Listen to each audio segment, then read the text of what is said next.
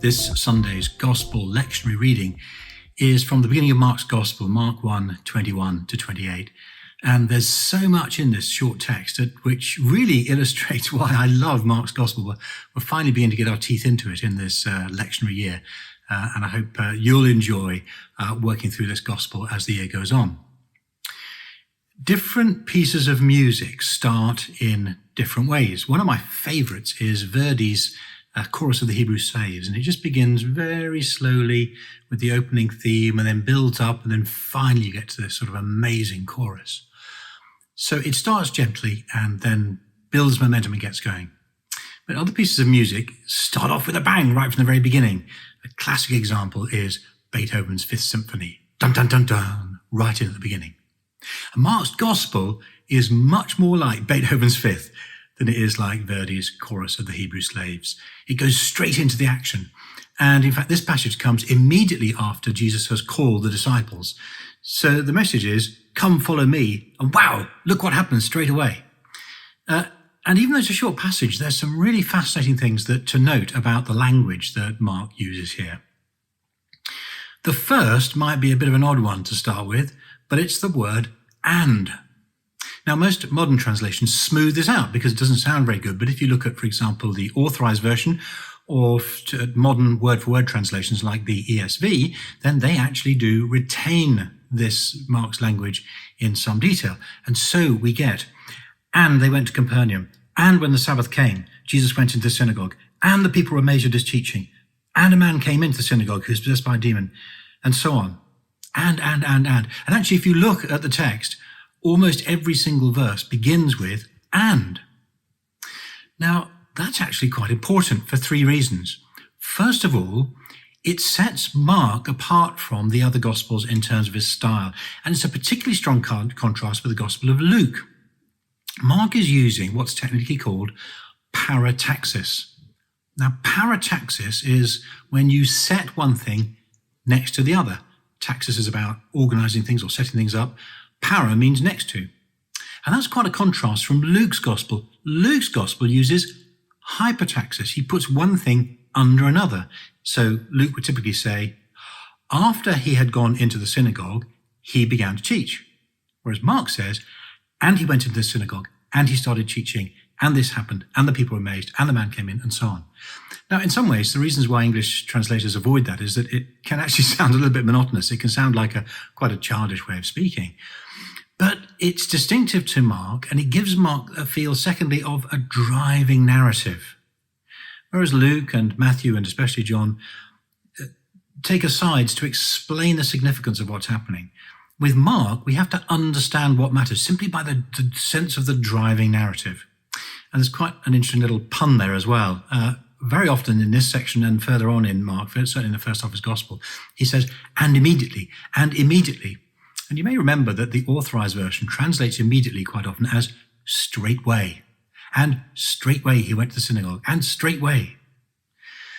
And of course, what's happened in the first chapter is that we heard from Malachi and from the prophet Isaiah that John was going to come to make a straight way in the desert for the presence of God in the person of Jesus.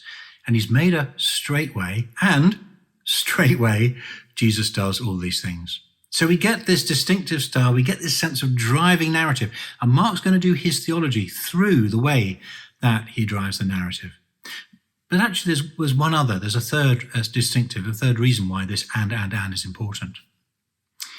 If you read the authorized version of the Old Testament, you'll find this feature very often. And it came to pass that, and it happened that, and he came to, and so on. And the reason for that is actually a Hebrew grammatical construction. The letter vav means and, but it's also used at the beginning of verbs to create a narrative past tense. And the authorized version translates that quite literally, and therefore says, and it came to pass, and it said, and so on and so forth. So actually, for Mark's first readers, reading this, and he did this, would actually mean that it sounds very much like a biblical narrative. Perhaps Mark is actually consciously writing scripture. The second thing to notice about this is the shape of the passage. Jesus goes into Capernaum, he goes into the synagogue, And the synagogue, if you go to Capernaum today, you'll see the remains of a synagogue partly reconstructed. That's actually dating from the 5th century. Underneath, if you look carefully, underneath the white limestone, there are black basalt stones, and those may have been the foundations for an earlier synagogue, which might have been the one that Jesus went into. But certainly the archaeological evidence and the narrative of the Gospels assume that the synagogue was a pretty well-established institution. The word synagogue literally means gathering together. So it was a meeting place, and it would have been a place for religious activity, but also for social meetings, for education of children, and so on. It would have really been a social centre for the village. And Capernaum at this time would have been a village of around 1,500 people. Not very sophisticated, but a reasonable size, flourishing. The fishing industry was really significant there. It was on a main trading route going up to in the northeast to Syria. And the Lake of Galilee was very well known in the ancient world for having very clear waters and also for the variety of fish. But so Jesus goes into the synagogue and he starts, we hear that he's teaching. We're not told what the content of his teaching is. We have to wait till chapter 4 in Mark's Gospel for that. But we're certainly told about the impact of his teaching. I'll come back to that in a second. So he starts off teaching. Then there's an interruption. There's an interruption to the narrative, and the interruption to the narrative communicates the interruption to Jesus' ministry. He's interrupted by this man with an unclean spirit who comes in, and he exorcises him, he delivers him of this spirit, and then he returns to the subject of teaching, and the Mark records the reaction to his teaching. They're all amazed. And what Mark is doing there is something actually quite sophisticated. The technical term is intercalation. We just might call it a sandwich. He begins with one story, he interrupts it with another, and then he returns to the initial story. And actually he's telling us, again, through the shape of the narrative, he's telling us something about how he understands what Jesus is doing and the significance of his ministry by sandwiching these two things together. And in fact, the other gospel writers, Luke and Matthew, sometimes actually disentangle and present the two stories separately. In fact, this story is the only example we have where Luke follows Mark and includes this story in Luke chapter 4, and Matthew doesn't. And in fact, Luke follows Mark's narrative very clearly, even actually following Mark's style of parataxis in this particular case. And of course, Mark does this in other examples. So for instance, when we get to Mark chapter 5, he starts off with the story of Jairus, the synagogue ruler, and calling to Jesus for his daughter to be healed. On his way, Jesus is interrupted by the woman with the issue of blood. He heals her, and then we return to the original story of Jairus' daughter. So this is a technique that Mark is going to use again and again. Then we get on to see the response of the crowd. And this is, again, a distinctive of Mark's gospel. They are astonished. They're amazed at Jesus' teaching. We don't know what he said yet, but all we know is that they found it astonishing. And in fact, the Greek word there is a bit onomatopoeic. It actually sounds like what it does. The word is ekplesso. It blows them away. They're astonished. They're amazed. They can hardly believe it. And in fact, this is a major theme of Mark's narrative. He uses 6 different terms through his story to describe the astonishment, the amazement, the incredulity. People find Jesus' teaching quite astonishing. Now, in the beginning of the story, in the first part, why do they find it astonishing? They find it astonishing because Jesus' teaching is not like the teaching of the scribes.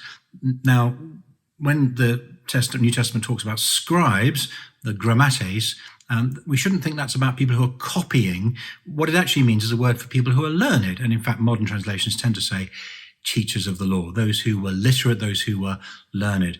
And in fact, there's a really interesting contrast here in connection with Acts chapter 4, when Peter and John are brought before the Sanhedrin.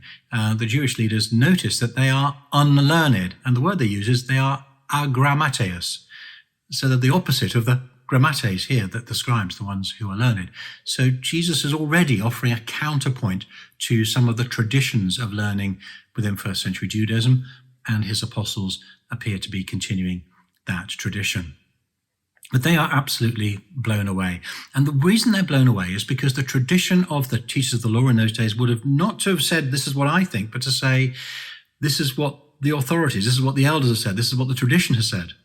And here comes Jesus, who actually seems to say, well, this is how Matthew expands it, you might have heard it said, but I say to you. Jesus seems to be claiming for himself authority to interpret the scriptures and to interpret what God is doing. And we've already just seen a little glimpse of that earlier in the narrative in verse 15 of chapter 1, where he says that the time is fulfilled and the kingdom of God is at hand. He strides across the stage with this dramatic sense of authority and immediacy about what he's doing. The moment is here, and I'm part of it, and you need to respond to that. So Jesus is teaching, and then he's interrupted by this man coming in with an unclean spirit. Now, that's actually quite unusual language. Again, it's distinctive of Mark. He uses this time and again to describe people who are demon-possessed. And in fact, in chapter 5, describing the Gerasene demoniac, he actually uses the two terms interchangeably. And the man seems to come in, or the spirit it is who actually speaks, and he seems in quite a confrontational, quite a provocative way. It's almost as if the spirit is resenting that here is Jesus coming in and barging in on the territory, on the lives that the spirit himself wants to control. He uses a very specific Semitic phrase, again, translated usually by, what have you got to do with us? The phrase he uses actually, what is it to you and to us? It's actually the same phrase that Jesus uses in John 2 to his mother at the wedding in Cana in Galilee, where she says they have no wine. And he says, what's that got to do with me? It's actually quite a sharp rebuke. And the fact that this is what the demon, the unclean spirit, says to Jesus shows you how in John 2 it is really quite a sharp rebuke by Jesus to Mary. But then the spirit does something very interesting. Actually calls Jesus by a title. He tries to name him Jesus of Nazareth, which maybe is part of a sort of a dynamic, a power dynamic, where it was believed that if you knew someone's name, you could have power over them. Hence, later on in Mark chapter 5, Jesus says to the man, what is your name? And he replies, my name is Legion, for we are many. And then he addresses him as the Holy One of God. Again, this is quite an unusual phrase. It has kinds of hints of who Jesus really is. It isn't a fully developed revelation of Jesus' identity as the one who's come from God. But what is really striking is that all the way through Mark's narrative, people who are unwell or who are asking Jesus a question, who are addressing him, they use quite straightforward titles. They address him as Son of David or as Lord, Master. It's only God, it's only angelic beings, and it's only those with special revelation from God or demons who use these kind of spiritual titles, Holy One of God. And Jesus' response to him is quite striking as well. We know from literature that there were Jewish magicians, there were Jewish exorcists, and they would do all sorts of things. They would use incantations, they would enact dramatic action. Jesus gives a simple word of command. Be gone. Be silent and be gone. And the spirit convulses the man and then departs. Again, this is really dramatic stuff. And once more, we see the people are amazed. So now we're connecting back with the first part. They've been amazed at his teaching, and they're absolutely astonished at this deliverance, because Jesus has authority. He has authority in his teaching. He claims to be the one who can interpret the law. He has authority in this act of deliverance by a simple word as well. And then in the conclusion of the story, two interesting things to note. The first is that the crowd seemed to incorporate or seemed to subsume his act of deliverance, his exorcism, within his teaching. They don't say amazing teaching and an amazing exorcism. They say, what amazing teaching, for it has authority, because he doesn't appeal to the elders like the scribes do, but it has authority because what he says with his words, he enacts with his actions as well. Now, we're not told what the content of Jesus' teaching is, but if it's connected with his initial proclamation, the time is fulfilled, the kingdom of God is at hand in Jesus' teaching in his ministry, then his exorcism supports what he claims. And this goes back to the unusual phrase, unclean spirit, because actually we only find that in one place in the Old Testament. We find it in Zechariah 13, where Zechariah is prophesying that in the day of the Lord, when God visits his people, he will cleanse the land of an unclean spirit. So it seems that in his words and in his actions, Jesus is actually saying, in me, in my ministry, the day, that promised day of the Lord is actually here. You will hear authoritative teaching. You'll hear the proclamation of the kingdom, and you will see that is enacted as well. And it's interesting that this is incorporated in his teaching. Every time Jesus goes somewhere, it appears to be his intention to teach.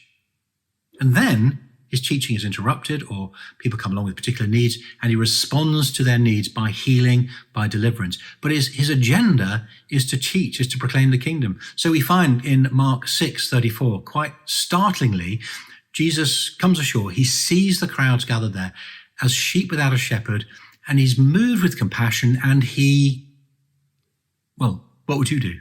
You see a crowd, they have needs, you're moved with compassion. What would you do for them? He teaches them. He's come as a teacher to teach them about God and to teach them about the kingdom. But notice the final thing. What's the reaction of the crowd? They start debating amongst themselves. They start debating. They're divided. They're not sure. They are astonished. But interestingly, Jesus' astonishing teaching and Jesus' astonishing exorcism in themselves are not enough to bring about a response of faith. In fact, their astonishment is a startlement that who is this person? It seems Jesus has come and disrupted the social order. This new thing that God is doing in Jesus is going to upset them. It's going to puzzle them. It's going to disrupt their way of life. Some of them will respond in faith, but some of them really don't like it. And some, the authorities, will see it as a threat. Who is this Jesus? One who comes with remarkable authority, one who comes as the person who can interpret for us the teaching of God, one who comes to drive out the unclean spirits, who comes with the conviction of the fact that this is the day of the Lord. This is a momentous event in the life of God's people, because he is the one who was to come.